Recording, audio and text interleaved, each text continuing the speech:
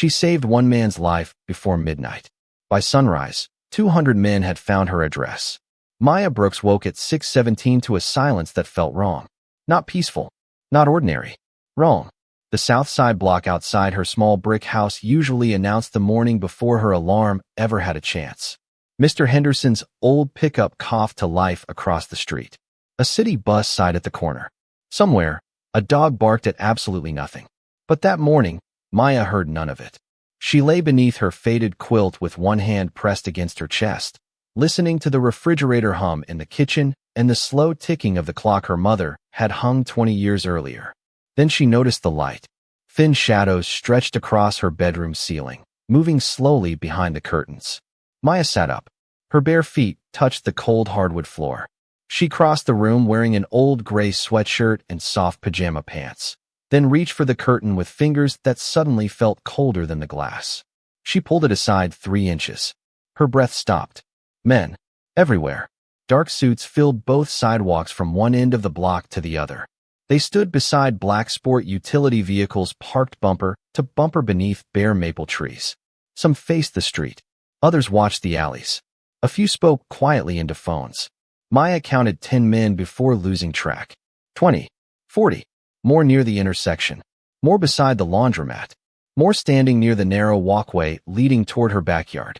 Her mind refused the number forming inside it. Nearly 200. Across the street, Mrs. Alvarez appeared behind her living room curtain, saw the crowd, and immediately disappeared. A deadbolt clicked. Then another. Maya slowly released the fabric and stepped backward. 12 hours earlier, she had been nothing more than a 31-year-old hotel maid coming home after a double shift. Her knees had hurt. Her uniform smelled faintly of lemon cleaner. She had been thinking about reheating leftover soup and sleeping for 7 uninterrupted hours. Then she found a stranger near her back steps. A white man in an expensive coat soaked by cold rain, exhausted. Struggling to remain upright, yet still looking at her with the controlled attention of someone accustomed to being obeyed. She should have called for help and stayed inside. She should have locked the door. Instead, Maya had looked into his pale face and seen something stronger than fear. Isolation. So she helped him. She gave him warmth. Privacy. A chair in her kitchen. Before sunrise, he was gone. Only then had Maya learned enough to understand the name Adrian Moretti carried weight in Chicago. The kind of weight people discussed in lowered voices. Now her street was filled with men who looked as though they belonged to his world. Maya's stomach tightened. She reached for her phone on the nightstand. No missed calls. No messages. She considered calling the police, but her thumb froze above the screen. What exactly would she say? There are 200 men outside my house because I helped someone I should never have met? A soft sound came from the street. One car door closing. Maya moved back toward the window and carefully looked through the narrow opening. Something had changed. Every conversation outside had stopped. Every man stood still. Then, almost at the same moment, nearly 200 faces turned toward her house. Maya's hand slipped from the curtain. She stepped backward until her shoulder touched the wall. The stranger she had saved had promised nothing. He had offered no explanation. And now, as an entire block waited in absolute silence outside her home, Maya understood one terrifying truth. Whatever had happened in her kitchen the night before was not over. Just 12 hours earlier, Maya Brooks had been counting the minutes until she could take off her work shoes. The downtown Chicago hotel where she worked as a maid had been unusually busy, filled with business travelers, wedding guests, and families arriving with enough luggage to crowd entire hallways. By 10:30 that night, Maya had cleaned 14 rooms, replaced more towels than she could remember, and helped a nervous young mother find a missing stuffed bear beneath a hotel bed. Her back ached, but she still smiled when the night supervisor thanked her for staying late. Maya had always believed tiredness was easier to carry than regret. At 31, she lived alone in the small brick house her mother had left her on the south side. The mortgage was gone, but everything else seemed to need money. The furnace made a strange clicking sound. The porch railing needed paint. 3 envelopes waited unopened beside the fruit bowl because Maya already knew they contained bills.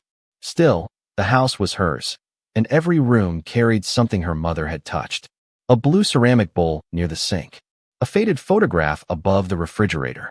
A wooden clock that ticked too loudly whenever the house became quiet. Maya protected that quiet.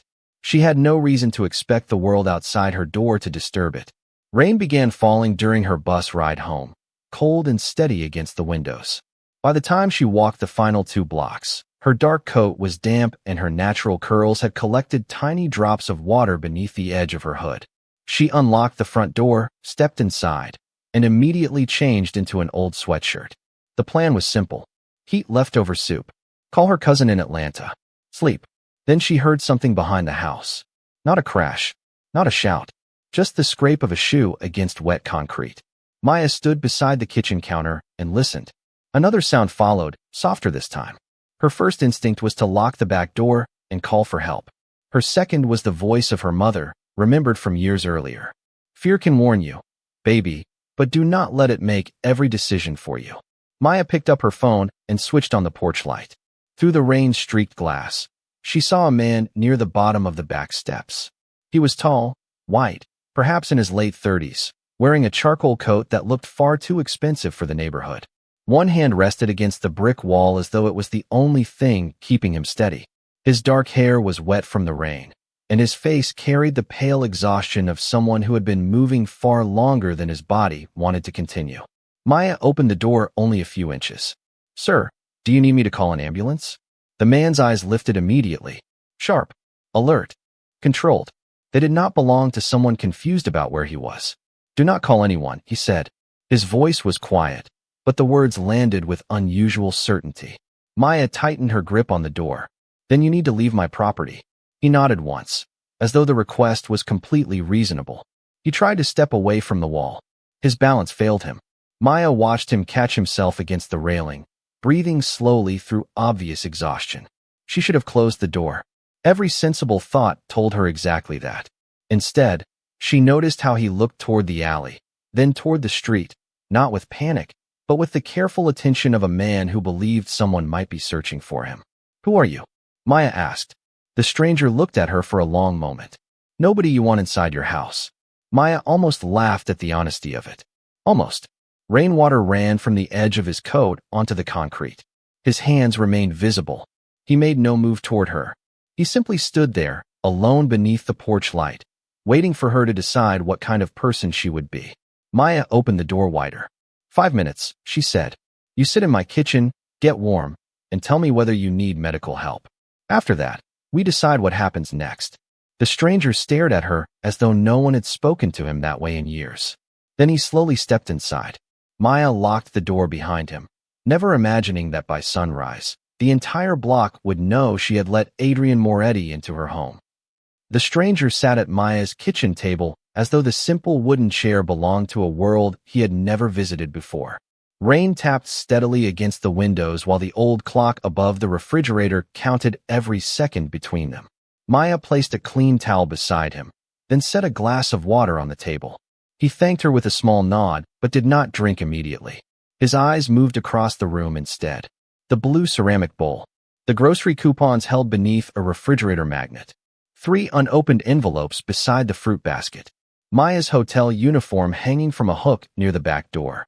A framed photograph showed Maya standing beside an older, black woman with the same gentle eyes and brighter smile. The stranger studied it for half a second longer than everything else. "Your mother?" he asked. Maya glanced toward the picture. She was. He lowered his eyes. "I am sorry." Maya nodded once. "Thank you."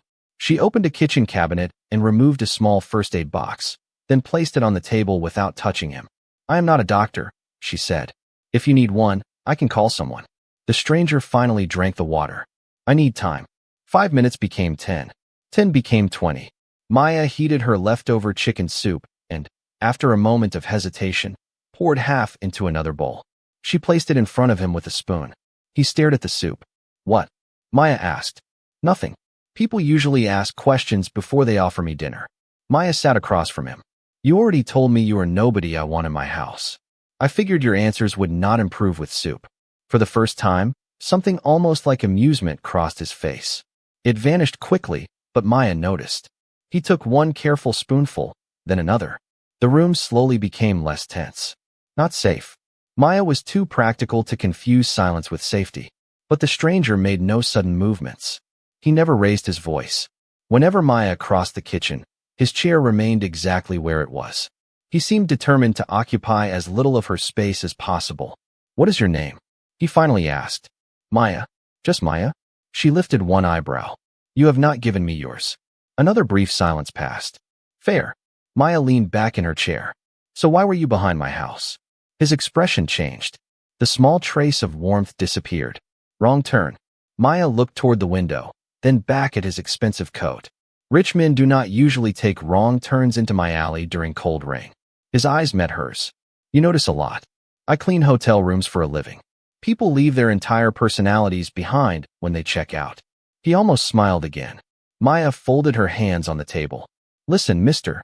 I do not know what happened tonight, and I am starting to think I am better off that way. But you look like you needed help. Tonight, you are just someone who needs help.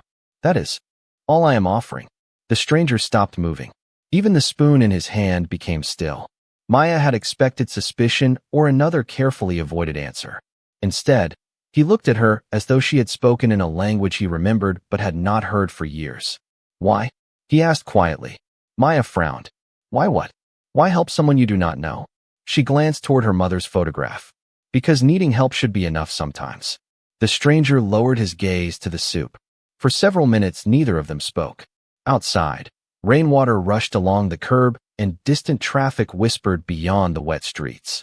Maya began sorting the unopened mail, deliberately giving him privacy inside her own kitchen. Then a phone vibrated beneath his coat. The stranger reached for it immediately. He looked at the screen, and every trace of exhaustion disappeared behind a colder, more controlled expression. He answered without greeting. Maya tried not to listen. Then the voice from the phone spoke loudly enough for 2 words to cross the quiet room. "Mr. Moretti." Maya's fingers stopped on the edge of an envelope. She knew that name. Almost everyone in Chicago did. Slowly, she lifted her eyes toward the man sitting at her mother's kitchen table, and for the first time that night, Adrian Moretti saw fear enter the face of the woman who had opened her door to him. Maya did not move. The unopened envelope remained beneath her fingers while the old clock continued ticking above the refrigerator with almost insulting normalcy. Adrian Moretti ended the call without taking his eyes from her. For several seconds, the small kitchen felt smaller than it had before. Maya had heard the Moretti name in hotel hallways, on late-night news reports, and in conversations that ended whenever strangers walked too close. She knew almost nothing certain, but uncertainty was sometimes more frightening than facts. Adrian slowly placed the phone on the table. "Maya," he said, "do not."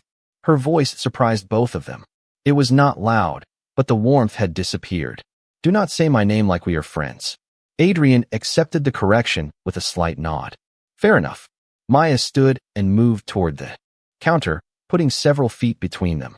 "You knew I would recognize your name. I suspected you might. And you still came inside my house. You opened the door."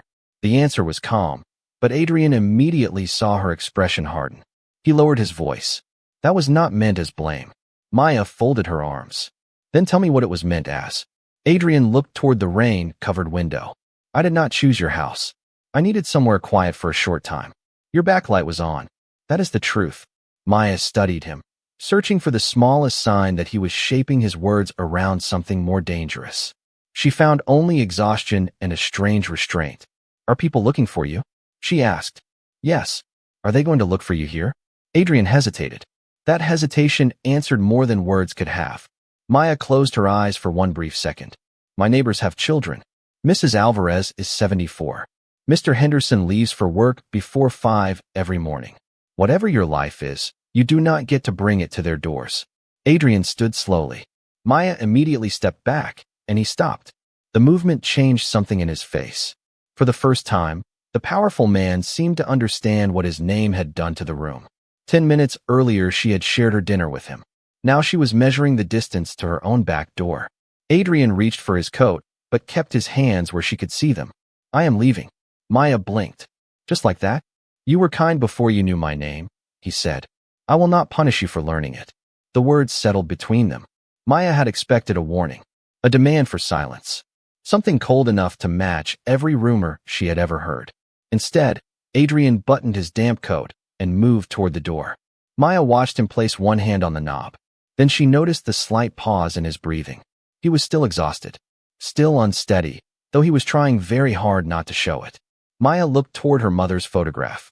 Common sense told her to let him walk into the ring. Compassion, inconvenient and stubborn, refused to remain quiet. Wait. Adrian turned. Maya pointed toward the chair. Sit down for 5 more minutes. His eyebrows lifted. You want me gone? I do. Then why? Maya exhaled. Because knowing your name did not magically make you less tired than you were 30 seconds ago. Adrian stared at her. Maya picked up the first aid box and pushed it closer to him. You finished the water. I am calling someone I trust for medical advice without giving your name. After that, you leave. No arguments. A quiet disbelief crossed Adrian's face. Most people changed completely once they recognized him. Some became eager. Others became terrified. Maya had become cautious, angry, and somehow still compassionate. He returned to the chair. Maya made a brief call to a retired nurse from her church, carefully describing symptoms without identifying her unexpected guest. She listened, asked questions, then followed the simple advice she was given. Adrian remained silent. Near 4 in the morning, headlights finally swept across the wet alley behind the house. Adrian's phone vibrated once. My people are here, he said. Maya opened the back curtain and saw 2 black sport utility vehicles waiting near the curb. Adrian stood, steadier now. Before leaving, he looked around the modest kitchen one last time. His eyes paused on the bills, the hotel uniform, and the photograph of Maya's mother. Then he looked at Maya. You should have closed the door. Maya held his gaze. Maybe. Adrian stepped into the rain. But as the door closed behind him, Maya could not know that the man walking away had already made one decision. No one connected to him would ever forget the address of the woman who had treated Adrian Moretti like a human being before treating him like a name. Adrian had taken only 3 steps into the rain when one of the men beside the nearest black sport utility vehicle opened the rear door for him. He stopped before getting inside and looked back at Maya's small brick house. The porch light cast a pale circle across the wet steps, and behind the kitchen window, he could still see her standing near the curtain, arms folded tightly, waiting to make certain he actually left. Adrian had been welcomed into penthouses, private clubs, and homes worth more than entire city blocks. Yet no room had unsettled him like that modest kitchen with its ticking clock and 3 unpaid bills beside a fruit bowl. One of his men approached carefully. Mr. Moretti, we need to move. Adrian nodded, then glanced toward the house again. Find out what she needs. The man hesitated. Sir? The house. Her finances. Her work. Whatever problems she has. Handle them. Maya heard none of this. She locked the back door, checked it twice, then stood alone in the kitchen staring at the half-empty bowl of soup Adrian had left behind. Her body finally seemed to remember how tired it was. She washed both bowls, wiped the table, and tried to convince herself that the strangest night of her life had ended. Outside, the sport utility vehicles disappeared into the rain. Less than 20 minutes later, Maya's phone rang from an unknown number. She almost ignored it. Then she answered. Maya Brooks? A professional male voice asked. Who is this? My name is Daniel. I work for Mr. Moretti. Maya immediately sat upright. What does he want? Mr. Moretti would like to compensate you for your assistance tonight. Maya stared at the kitchen wall. Compensate me? There was a brief pause.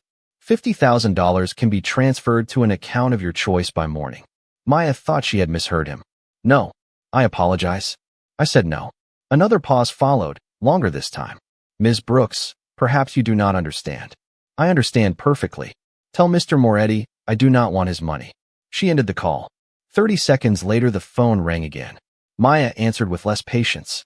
The amount has been increased to $100,000. Maya closed her eyes. Are you serious? Mr. Moretti believes your discretion and assistance deserve recognition. Listen carefully, Daniel. If I take money, then I sold him something. I did not. I helped him. There is a difference. She ended the call again and switched off the phone. Inside the moving vehicle several miles away, Daniel lowered his phone and looked toward Adrian. She refused again. Adrian sat silently beside the dark window. How much? 100,000. Adrian's expression did not change. Offer 200. Daniel cleared his throat. Sir, she turned off her phone. For the first time that night, Adrian almost smiled. He leaned back against the seat and watched Chicago's wet streets slide past the glass. Most people negotiated before he finished making an offer. Maya had rejected more money than she earned in several years because accepting it would change the meaning of one simple act. Adrian looked toward Daniel. Cancel everything. The financial review too. We do not touch her bills. We do not contact her employer. We do not interfere with her life. Daniel nodded, visibly relieved to have clear instructions. Then what would you like us to do? Adrian remained quiet. His thoughts returned to Maya standing in her kitchen, telling him that needing help should sometimes be enough. Nothing, he finally said. Leave her alone. By 5 in the morning, Maya had fallen asleep on top of her quilt without changing clothes. Her phone remained switched off beside the bed. She never heard the conversations taking place across the city. She did not know that Adrian's security team had discovered unfamiliar inquiries about the neighborhood where he had disappeared for several hours. She did not know that someone outside his organization was already trying to identify the person who had given him shelter. Adrian received the information shortly before dawn. He read the message twice. Then his eyes hardened with concern. How specific? He asked. Daniel answered carefully.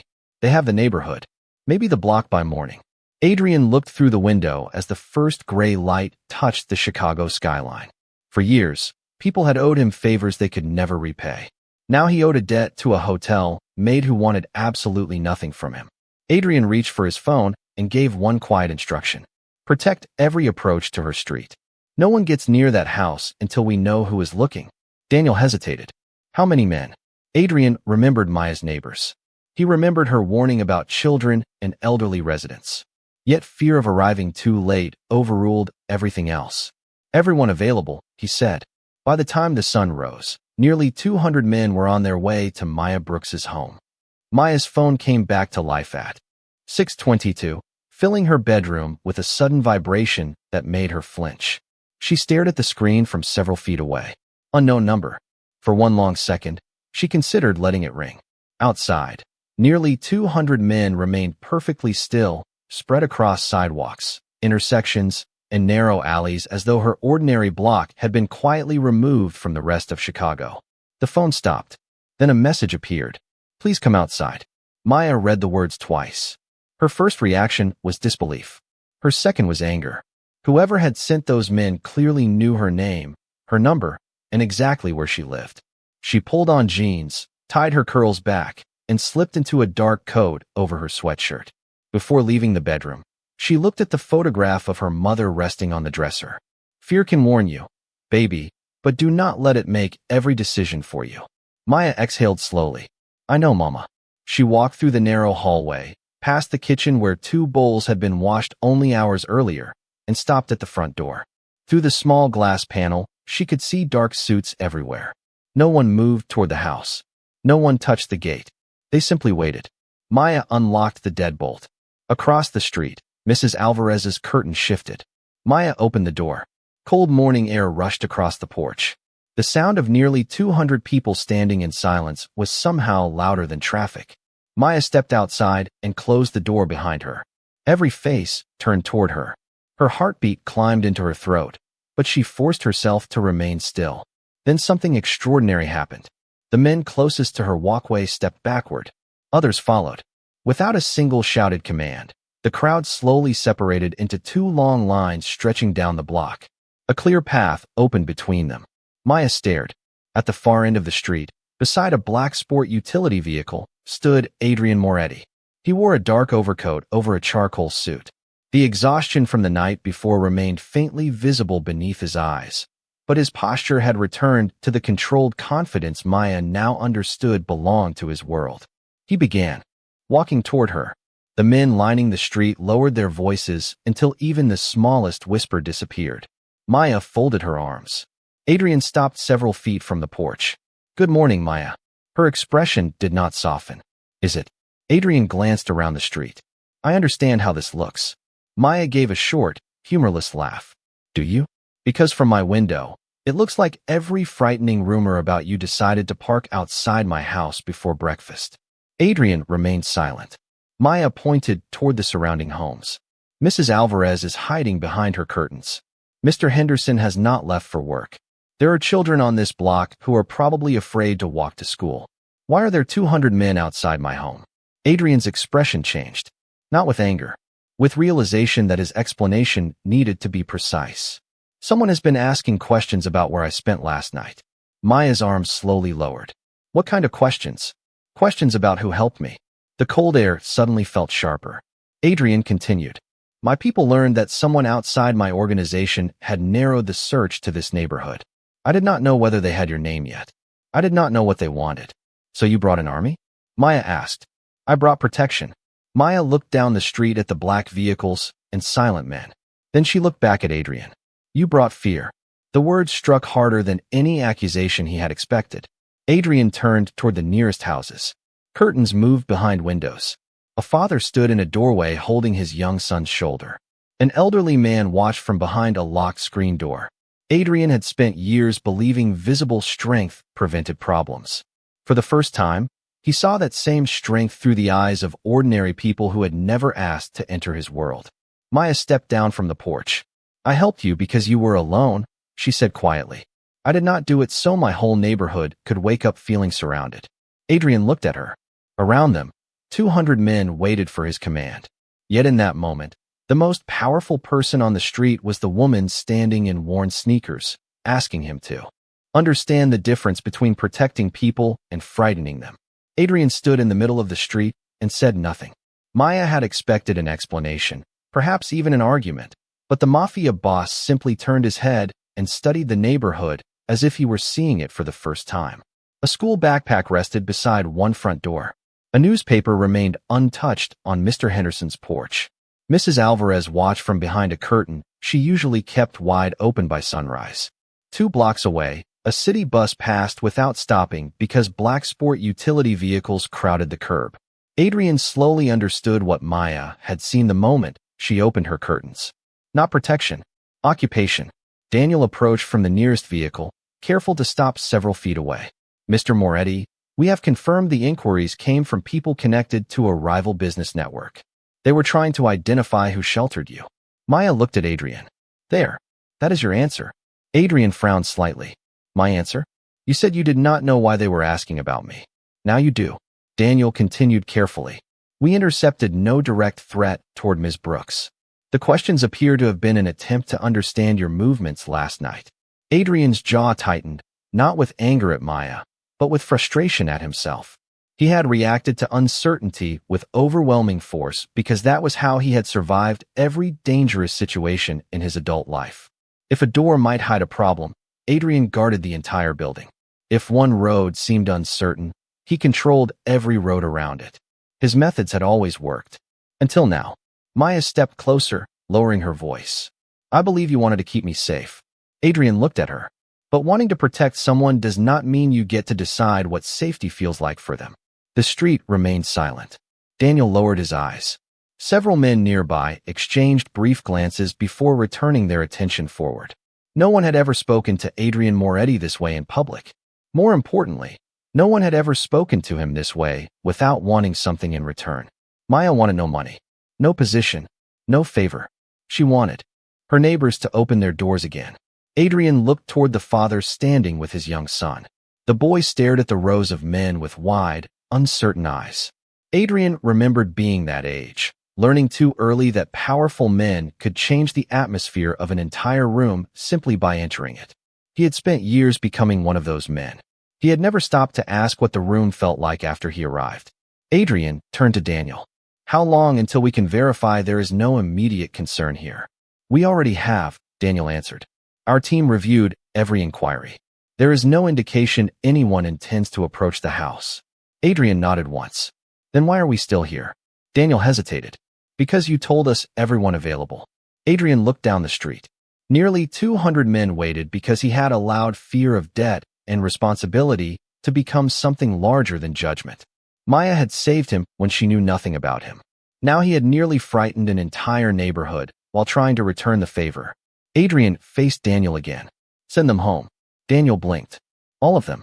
All of them. The instruction traveled quietly from one person to another.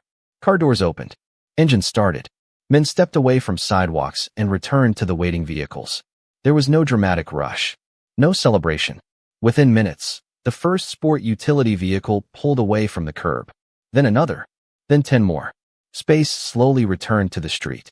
Morning sunlight touched pavement that had been hidden beneath dark vehicles. Mr. Henderson finally opened his front door. Mrs. Alvarez pulled her curtain wider. The father across the street knelt to speak softly to his son. Adrian remained beside Maya as the final vehicles disappeared around the corner. Soon only Daniel's car remained. Maya looked at the suddenly ordinary block and released a breath she had been holding since waking. Adrian watched her. "I was trying to repay a debt," he said. Maya shook her head gently. "Kindness is not a debt." "Then what is it?" Adrian asked. Maya looked toward her small brick house. "A choice," she said. "You make it, and then you let the other person remain free." Adrian fell silent. For the second time in less than 12 hours, Maya Brooks had given him something he could not purchase, command, or repay. The first time, she had offered him shelter. This time, she had shown him exactly what his power looked like from the other side. By 8 o'clock, Maya's block looked ordinary again, but Adrian could not stop thinking about how quickly fear had disappeared once his men left. Mr. Henderson finally started his pickup and drove to work. Mrs. Alvarez opened her front door to collect the newspaper, giving Maya a questioning look from across the street. A yellow school bus stopped at the corner, and children climbed aboard carrying backpacks and lunchboxes as though the morning had simply begun late. Adrian stood beside the last black sport utility vehicle with Daniel, watching life return to the street one small sound at a time. He had spent years believing control created order. Yet the moment he released control, the neighborhood breathed again. Daniel opened the rear door. "We should leave, Mr. Moretti." Adrian nodded, but before getting inside, he looked toward Maya's porch. She was speaking with Mrs. Alvarez now, reassuring the older woman with calm gestures and a patient smile. Maya did not point toward Adrian. She did not blame him. She simply helped her neighbor feel safe again. Adrian lowered his eyes. "Send someone to apologize to the city bus office for blocking the stop," he said. Daniel paused. "Personally?" Adrian looked at him. "Is there another way to apologize?" Daniel quickly shook his head. "No, sir." Adrian entered the vehicle. During the drive downtown, he made 3 more decisions. The men who had been sent to Maya's neighborhood would receive clearer instructions about public spaces and residential areas. No security response connected to Adrian would ever disrupt a school route without verified danger. And no person under his protection would be surrounded without first being told what was happening, whenever circumstances allowed. Daniel listened quietly, writing every instruction down. When Adrian finished, Daniel glanced at him through the rearview mirror. "May I ask something?" Adrian looked up. "You have changed security procedures after one conversation with a hotel maid." Adrian's expression remained calm. "I changed bad procedures after someone finally had the courage to call them bad." Daniel said nothing more. That afternoon, Maya returned to the hotel for her scheduled shift. She expected whispers, perhaps even questions from coworkers who had seen unusual vehicles near her street. Instead, the hotel lobby greeted her with rolling suitcases, ringing desk phones, and a toddler pressing both hands against a glass revolving door while his exhausted father apologized to everyone nearby. Maya smiled despite herself. Normal life had never looked so beautiful. She tied her apron, collected her cart, and began cleaning rooms on the 19th floor. At 3:40, her supervisor approached. "Maya, there is a gentleman downstairs asking for you." Her stomach tightened. "What gentleman?" "He says his name is Daniel." Maya closed her eyes briefly. "Of course it is." She found Daniel waiting near the lobby entrance holding a plain white envelope. No guards stood nearby. No dark vehicles lined the curb. He looked almost uncomfortable without an entire security team around him. Maya crossed her arms. "If that envelope contains money, I am going back upstairs." "It does not." Daniel handed it to her. Maya opened the envelope carefully. Inside was a handwritten note. No check. No contract. No phone number.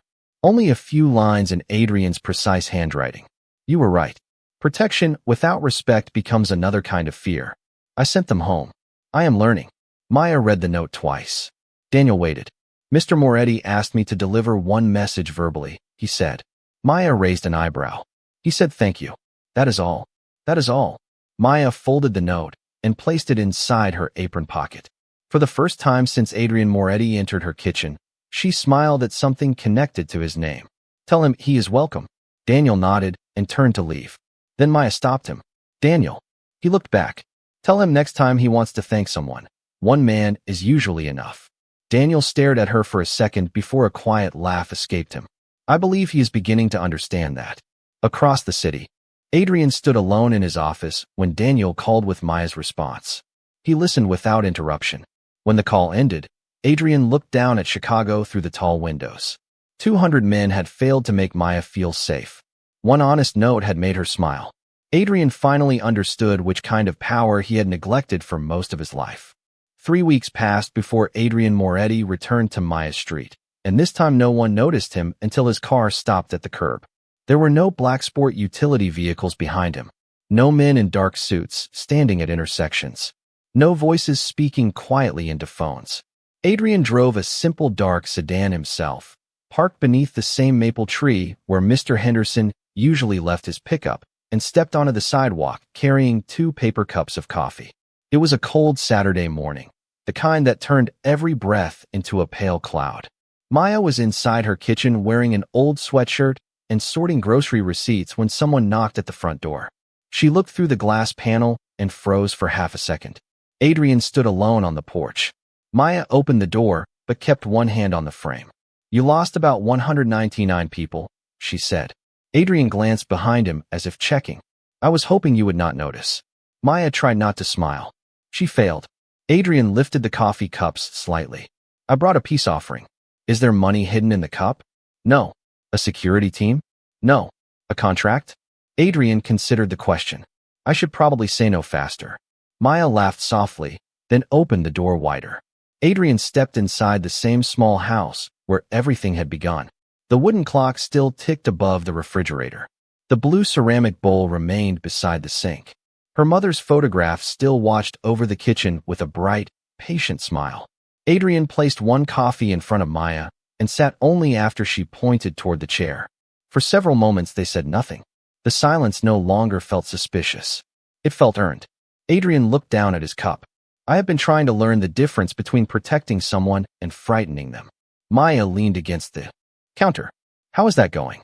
"Poorly," he admitted. "But better than 3 weeks ago." She nodded. "That is usually how learning works." Adrian looked toward the window. "After that morning, I reviewed every security decision my organization made during the past 5 years. Maya raised an eyebrow. "That sounds exhausting." It was. We found dozens of situations where we created problems while trying to prevent them. Streets blocked longer than necessary. Employees given orders without explanations. Families inconvenienced because no one asked how our decisions affected them. Maya listened quietly. Adrian continued. "I cannot change every choice I already made. But I can stop pretending good intentions make every method acceptable." Maya studied his face. The man sitting in her kitchen still carried the same controlled posture and careful eyes she remembered from the rainy night. Yet something had softened. Not weakness, awareness. Her mother used to say that an apology without changed behavior was just a speech wearing nice clothes. Adrian almost smiled. "Your mother sounds terrifying." She was 5 feet 3 inches tall. Adrian nodded seriously. "Then I stand corrected." Maya laughed, and the sound filled the kitchen with a warmth Adrian had never found in rooms designed to impress powerful people. He reached into his coat pocket. Maya immediately narrowed her eyes. Adrian stopped. "It is not money." Slowly, he removed a folded piece of paper and placed it on the table.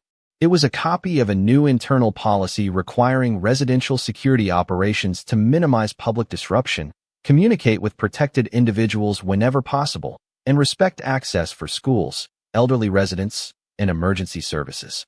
Maya read it carefully. "You did all this because I yelled at you on my sidewalk." "You did not yell. I was very close." Adrian nodded. "You were extremely persuasive." Maya placed the paper down. Then she looked at the man who had once believed 200 people were necessary to return one act of kindness. "Thank you for listening," she said. Adrian met her eyes. "Thank you for speaking when everyone else stayed quiet." Outside, Mr. Henderson started his old pickup. A bus sighed. At the corner, somewhere nearby, a dog barked at absolutely nothing. Maya looked toward the window and smiled at the ordinary sounds of her neighborhood. Adrian followed her gaze. For the first time, he understood why she had fought so fiercely to protect something that looked so small from his world. Peace was not small. Dignity was not small. And respect could never be forced into existence by the number of men standing at your command. That morning, The most powerful man in Chicago sat at a hotel maid's kitchen table, drinking ordinary coffee and listening more than he spoke. And somewhere between the ticking clock and the quiet laughter, Adrian Moretti finally learned that true protection begins with respect.